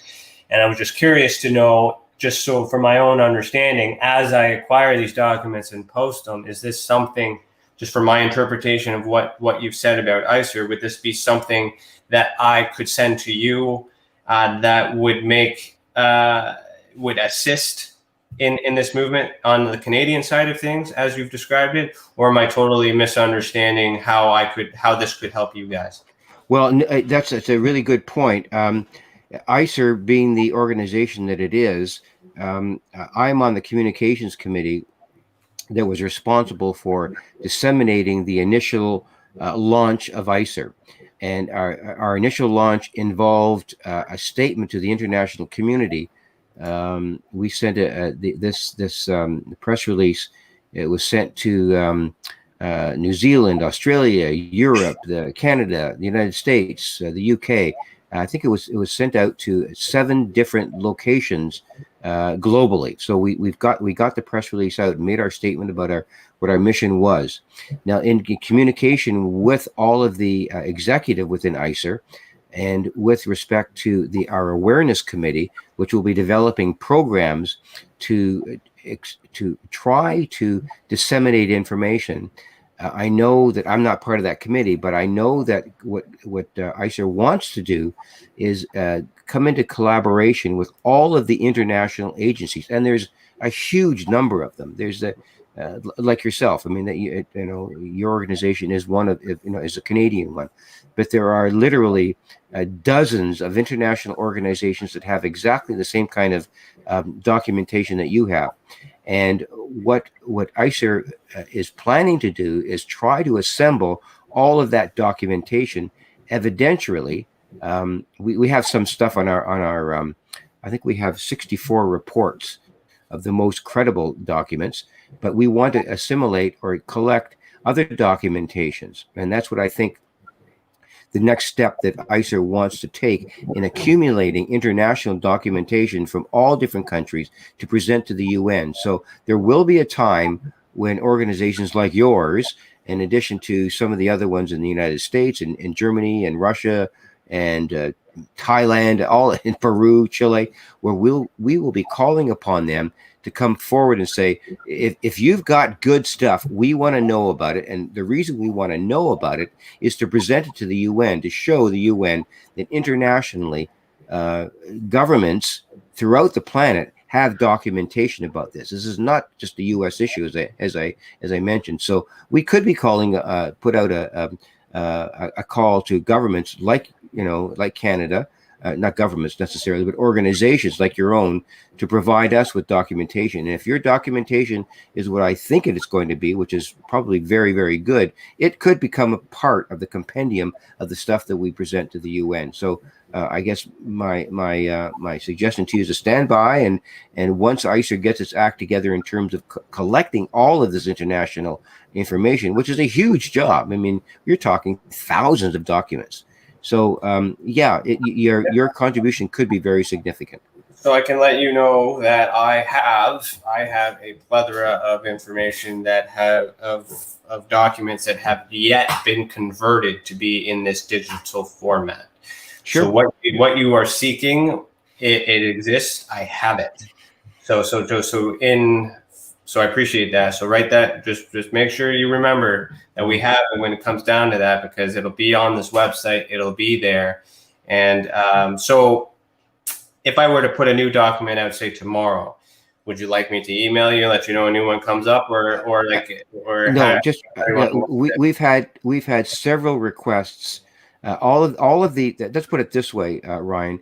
The 27 countries that we represent, we've got individual representatives from 27 different countries. So we've got 27 of them, and each representative has a deputy. Okay, and so we've got 2 people in 27 different countries who continue to collect data from their country. Much. You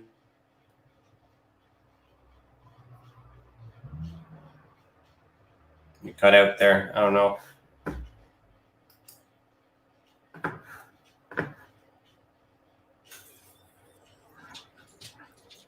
Sorry, you cut out a little bit there. Are you with me? Yep, I'm there. I'm here. Okay, I'm back now. Sorry about that. Okay, it's okay.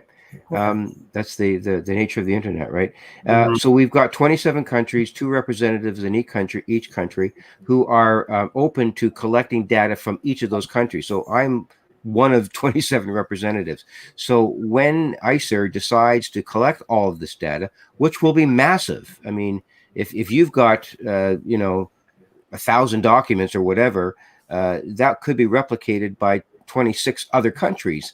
So we have to be very careful in putting all of this together and putting together a package for the UN when we do in fact present this information to the UN. So we're not collecting it yet because it's too onerous a task for us to put this all together. We have to develop a framework of awareness and get first of all, we're attempting to become an NGO, a non-governmental organization, and that takes time, effort, and money. Okay, so once we get that established, then we will be in a position to get the cutoff point of 30 countries. We need 30 countries to be represented in order to go before the UN to present all the data.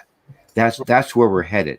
So if your documentation wants to be part of that, I will definitely be in contact with you to suggest that your data become part of that whole database to present to the UN when the time comes. I have no idea when that's going to be.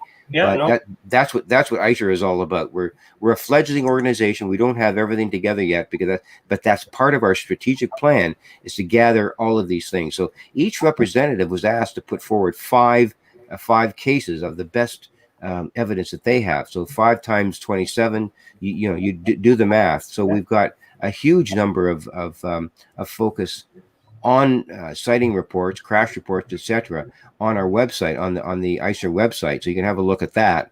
But it's only a small portion of what's going on globally. So we've got a lot of work to do in order to get our act together to present this stuff to the UN.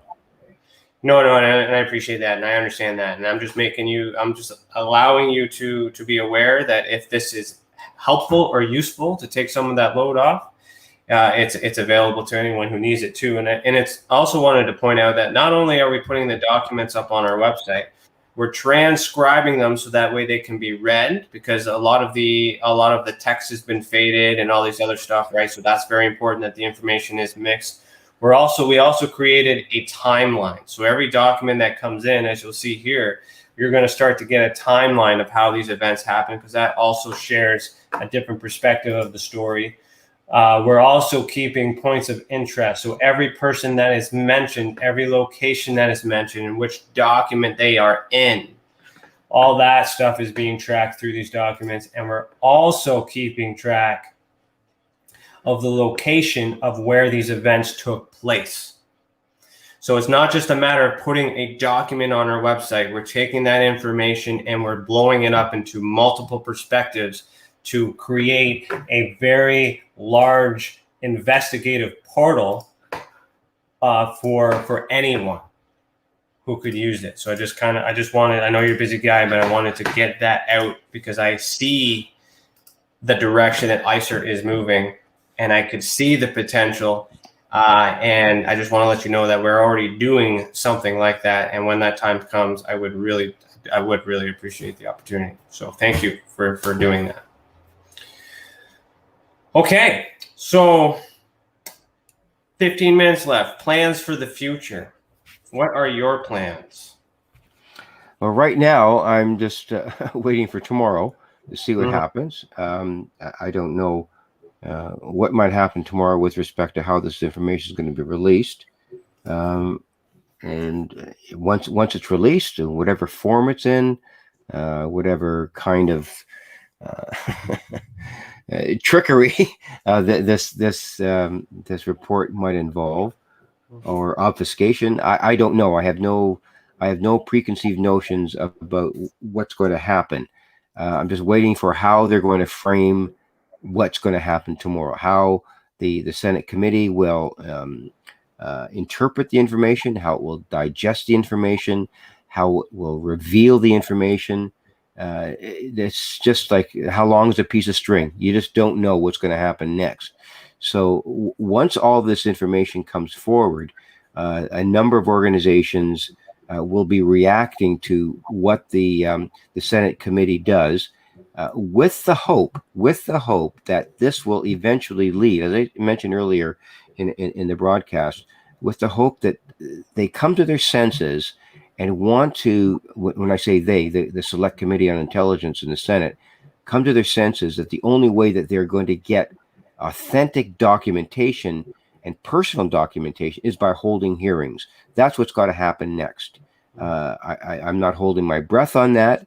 I don't know if they're capable intellectually or politically of doing that, because if they do it, the truth will come out. If they interview the pilots on the CF-18s that chase these things, and if they interview people like Robert Salas, who was in the silos and saw 12 missiles shut down within 30 seconds and then reactivated after 5 minutes, if they get him in front of the committee documenting this, along with the other affidavits from 6 other launch commanders of nuclear weapons, if they get those kinds of people in front of the Senate, in addition to astronauts, Scott Carpenter, for example, is on record as saying that at no time in venturing to the moon were any of the NASA craft not accompanied by a UFO. He's on record as saying that. They were followed by UFOs. And Neil Armstrong, of course, said that while he was on the moon, that they were there with him. So these people don't lie through their teeth. I know Neil Armstrong is no longer with us, but the fact of the matter is there are so many credible witnesses that could be called upon: Air Force, military, you name it, scientists, A.V. Loeb. You go through the list. If the Senate wants to interview people about this, rather than relying on documents, okay, or videos, that's one step. If they are willing to entertain having an open Congress about this with witnesses, there are hundreds of witnesses that will be coming forward. And that's why Stephen Bassett, in what he did in 2013 at the citizen hearings on disclosure in Washington, D.C., 2013, he had a whole week, and I was present there for all 5 days. He had 40 witnesses with over 30 hours of testimony, launch commanders, air traffic control people, pilots, an FAA representative, John Callahan, who got the report of the Japanese airliner seeing the UFO that was 16 times the size of the 747 that witnessed. These people need to come before Congress to give their documentation. So we're hoping that whatever is released tomorrow will lead to congressional hearings, and then there will be a level of credibility like Watergate that happened back in the 70s, a level of understanding, a level of authenticity that has never happened before. So that's what I'm anticipating comes next. It may or may not happen. I don't know. I mean, we're all hoping that it will. And there's a lot of hope, and the obligation is based on the legal perspective of how this came about, is to report and provide an answer. So that's a lot of plans for if it's what we want. But if it's not what we want, say as simple as we know what it is, it's ours, and we can't tell you more than that because it affects something, some blah blah blah. Say it's like it's still a plausible answer, just on the other side of things, which is still possible. What does that mean for you? If it's not the answer you want, but it's the total opposite of what we're expecting, does that change? No, I don't think so. The government, or whoever is going to be releasing this information, the Director of National Intelligence, has a vested interest in being cagey about this and being very, very circumspect about what they say and do, because they do not want to. It's like a poker game, It's basically, we're involved in a poker game, and they have a straight flush in their hand, and we're hoping that we have a royal flush in our hand. So they're betting on the fact that they have better cards than we do. And what if the other governments that are also watching this are wondering if they possess technology that's advanced, and what if it is Russia, or what if it's the other way around, where Russia's waiting to see if America has technology that can do these things? So if anyone claimed, would that not be a good enough reason to say it's ours and we can't tell you about it, so that way we can protect our nation? Well, I think right off the top, we have to dismiss the idea that any government on this planet has this technology. We have to just dismiss that possibility right off the top. The Chinese government, as far back as the 1940s, they were still driving ox carts when the the crash in Roswell happened back in '47. Okay, and they've advanced a little bit in their own technology. They've made absolutely no that they may have cyber capabilities that are sophisticated, but they have no possibility of these kinds of technologies. And if they did, Ryan, China being who it is and Russia being who they are, would have used these technologies to their advantage over the past 75 years to make a move on the United States military to either attack or to do something in a deleterious way. If they did have this technology over the past 75 years, they would have used it. There's absolutely, in our estimation, an infinitesimal possibility, as Luis Elizondo has said. Okay, he believed there is an infinitesimal possibility that Russia or China have anything related to this. They may be trying to experiment with it, as the U.S. government is, but there is no possibility that they have craft that could move 43,000 miles per hour in our atmosphere without burning up or creating a sonic boom. There is no possibility, infinitesimally, that they have this capacity. So let's just have that issue rest aside, because it's not going to be something that the U.S. government's going. No, we've got all the technology. All the UFOs are ours, and that's the end of the story. That is just not a scenario. It could be possible if they explain it. They would have to explain where it came from. So like I get what you're saying, and I understand that side of things, but there's always that one side where it's just like it would be beneficial to exploit all that, and everybody would have to be on the same page. We're getting into the conspiratorial side of things, but like the United Nations that would mean okay, actually let's talk about the summit. The summit just happened. Everybody got together. Do you think they had this on the table for discussion? I would have. I spoke with somebody about that. Does everybody know? Does everybody know? Is everybody in on it? Like, hey, we gotta fess up on Fridays. So what are we? Were they collecting notes? Yeah, I spoke to somebody. I had an interview last week about that, and whether or not NATO is aware of this stuff.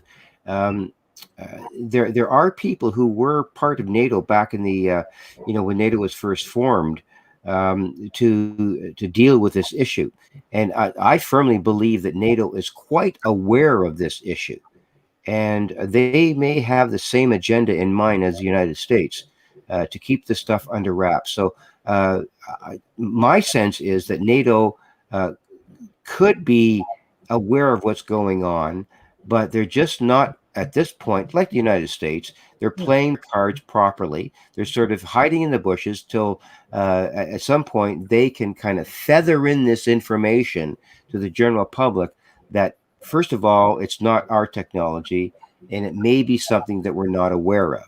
And so what does that mean? The only answer to that question is the E word, the extraterrestrial issue. It's all a matter of when and how NATO and the American military are willing to step forward and use the extraterrestrial word and say, yep, these are in fact of off-world origin, and then they just have to deal with the fallout from that statement, because eventually it's got to happen. There's no way that they can keep this framed and within the box of American technology, Chinese technology, or Russian.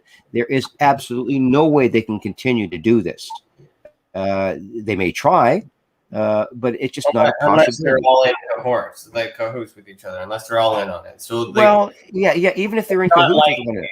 It's possible. It's just not like they can delay it. They can delay it for as long as they want.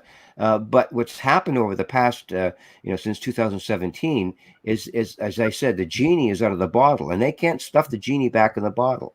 Eventually, they're going to have to admit that it's not their technology, or Chinese or Russian, and the only other alternative is either extraterrestrial within the galaxy, or within the cosmos, of them being able to move out or beyond light speed, or the other possibility, which is highly likely in my estimation, these things could be interdimensional in origin. They may be able to move within dimension and time, and I'm not ruling out that possibility at all. because there's more to this issue than just nuts and bolts moving from point A to point B.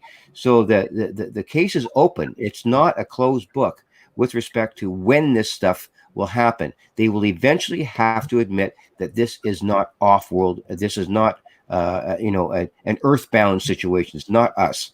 It's not any country here on the planet. This is of off-world origin. That is yet to come, and that's why I think what's happening tomorrow will be the first step in the the progression of the admission that we don't know what's going on, and eventually they're going to have to admit that this is of off-world origin. There's just no way they can avoid eventually getting to that point. But this is only the first step. Where, as members of the public, like, where are you going to get this document? Are they going to email it to you, mail it to you? Like, how are we going to acquire this tomorrow? Who knows? I probably, the New York Times, Politico, some of the UK, news agencies may get the document. I don't know how they're going to release it. I have no idea about that. It's not something that I'm privy to. I know that the Senate committee will receive the documentation tomorrow, or they're supposed to receive the documentation, and how they decide to put it forward. There are going to be people in those rooms who are going to say, okay, we've got this document. What the hell are we going to do now? That's going to be the big question. There's going to be 73 pages, as I mentioned earlier, 58 of which are classified. The other 20 some odd are going to be declassified. They're going to be sitting there in a room together and say, okay, folks, we got to review this information. We told the public in the Authorization Act of 2021 that we're requesting this from the DNI. So what are we going to do with it? What's the committee going to do with this information? And that's in their bailiwick. That's within their frame of reference. So it all depends on how they want to make this public. And they've made it, Mark Rubio has made it very clear that it's in our interest, in everyone's interest, to create some sort of transparency about that. So how he interprets the word transparency is the key issue. So, I mean, I'm not going to receive anything direct. So maybe, yeah, go ahead. With the response, I'm just thinking about, I'm trying to understand the control of the world, because we have the United Nations, we have all that where we all want to talk to each other and make sure we're all happy so we're not killing each other, all that, blah, blah, blah. That's just Cole's notes of that. If the American government says we don't know what that is, does that imply, or is there any way to confirm that the other countries also don't know what it is? Or is it just means that U.S. doesn't know what it is, and it's possible that one of the other nations might know what it is? Like, how firm is that? I don't know. Coming from excellent question. The Chinese government admitted, I think last week, that they have their own UFO investigation committee together. And I think one of the country, which doesn't come to mind immediately, has also indicated they're also investigating this. So this is a kind of like a concurrent series of investigations by other governments. I don't know how far along the Chinese government is with respect to their investigation, but the fact of the matter is there are other countries who are doing the same thing. So I would want all of the countries to say, I don't know what it is. We also don't know what it is. We don't know what it is. Perfect. And then at that point, there you go. You've answered that question. If the Chinese government does exactly what you just said, that completely blows apart the argument of the United States military that this could be Chinese or Russian. So yeah, that's a great point. So we just have to wait and see what the report is, how it's going to be interpreted, how the media disseminates it, and go from there. So okay. One last question before we head off, kind of switching gears real quick, kind of a left hook, but it's relevant. Yep. Stephen Greer, what's your opinion on him and his thoughts that this is a complete false flag expose? No, I completely disagree with Steve's analysis of this. He was one of the frontier organizers of the disclosure movement back in 2001. He's developed a lot of scenarios between 2001 and now. That's over 20 years of speculation on his part. I completely disagree that there's any false flag implications about this. That's just not something that the government should be or could be involved in. And so I think Steve's a little bit off the mark on that. He may know things or imply things that we don't know, But I totally disagree that the government is involved in any kind of false flag operation on it. It's not in their interest to do this. It'll create more panic, fear, and uncertainty within this whole thing. And I think we have to keep our eye on the ball. Our eye on the ball is the fact that the United States government is, in fact, willing to release information. And let's just deal with what they reveal to us and go from there, and what that might be and how we deal with that information and react to it in a positive way to say, okay, fine, thank you very much for this, but you know as well as we do, there's much, much more to what you're telling us right now. So let's just stop that obfuscation and the lying and the secrecy and continue to talk to us about what's really going on, because the government and the military knows what's going on, but they're not going to give us the full story at this point. It may come soon, but this is only the first step. No, I appreciate that. All right, so that is it. We're at the 2-hour mark. Thank you so much, Victor. Before you go, where can everybody find you if they want to follow your movement, your direction, your opinions, your voice? Well, at ZlandCommunications, all you have to do, I think you did that at the top of the interview.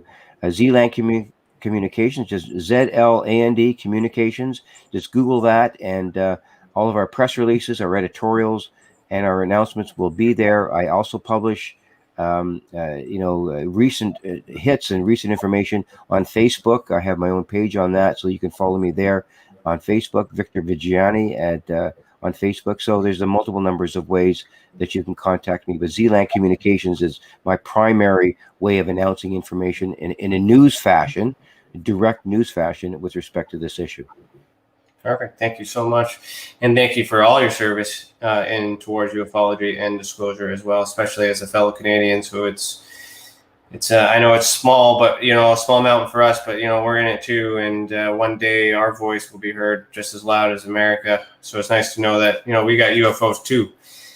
For those of you who are listening, who are watching live right now, this is a marathon night for me. I have a 2-hour break, and then at midnight Eastern time or 9 p.m. Pacific, I will be on Spaced Out Radio tonight on a panel with Dave Scott and everybody else discussing this all over again. But I'll be providing my personal opinions on what I think it is. So I won't be a host, so I won't be neutral. So if you really want to know what I think about this stuff and what's happening tomorrow, head over to Dave Scott, Spaced Out Radio at midnight tonight or 9 p.m. Eastern time. So I just want to throw that in there because it's current. So thank you again, Victor. I'll just play the outro, and then you can peace out anytime you'd like. And I will be in touch with you, and I look forward to working with you in the future, and I hope to see you soon. Okay. Well, thank you very much, Ryan, for the opportunity, and best of luck in your organization with your work. It's very valuable, and continue the effort. Thank you so much. All right, guys, thanks for watching. Keep your eyes in the sky and heed the world.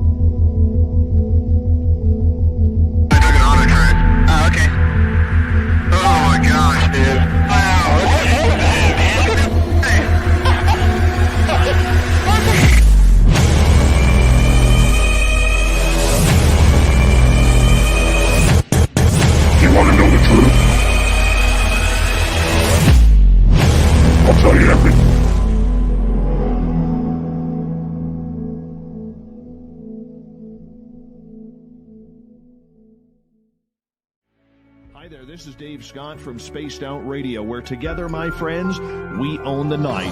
On our website, spacedoutradio.com, we have a place called the SOR Sightlines Report. All of our investigations and people who inquire are turned over to TESSA, the Experiencer Support Association. Ryan Stacy and his crew, what I like about them, they're independent. They're not working for anybody, and they want answers. We want answers for our listeners and people who inquire as well about their experiences. It's a great tandem, and we love being teamed up with TESSA. If you haven't heard of us before, that's okay. We'd love to earn your listening ears. Join us 9:06 Pacific Time, 12:06 a.m. Eastern for 3 hours of live entertainment, 7 days a week.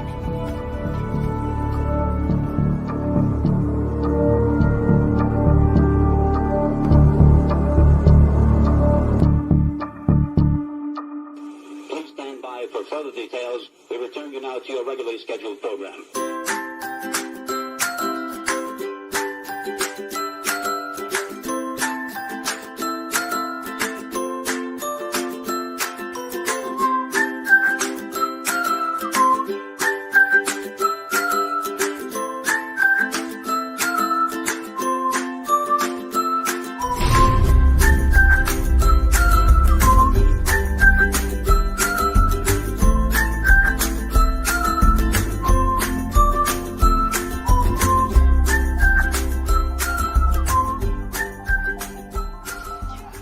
Hello, new YouTube member. Guess what? You've just unlocked bonus content that no one else has seen before, and you get exclusive access to some neat features. If you join the Experiencers Anonymous tier, you've unlocked loyalty badges which will appear next to your name when you join us live during any of our videos. The longer you stay with us, the cooler the badge will be. Also, you get to use these cool custom emojis that we made just for you. You also get to access our private Discord chat where we can communicate all the time privately. All you have to do is email us at admin@tessacan.org. Let us know you want in on the discussion and we will send you the link directly to Discord. This tier also unlocks early access to new videos, behind the scenes and blooper footage, as well as some exclusive videos made just for members. All that for $2.99 Canadian a month. If you join the unclassified tier for $4.99 Canadian, you would get everything I just said, plus extended footage of some of our featured videos, a discount to our merch store, and so much more. If you are a member of the unclassified tier, email us at admin@tessacan.org and let us know, and we will send you a discount code for the Paranormal Hangar. All proceeds go back into the mission and help us create educational content for you and the rest of the world. Thank you for being a part of that journey. There are lots of perks, so make sure you check that out. Also, you can use this tab to share and communicate with Tessa. That's it. Unless you have a better idea. If you do, email us at admin@tessacan.org if you have any requests for videos or bonus perks or anything at all. Really, you are in charge. Don't be afraid to reach out. Thanks for your support, and if you know anyone else who may benefit, please share our channel. The more people we have, the more we can help. And thanks for watching. Keep your eyes in the sky. Say it with me. Say it, Tim. Eat the world. Eat the world.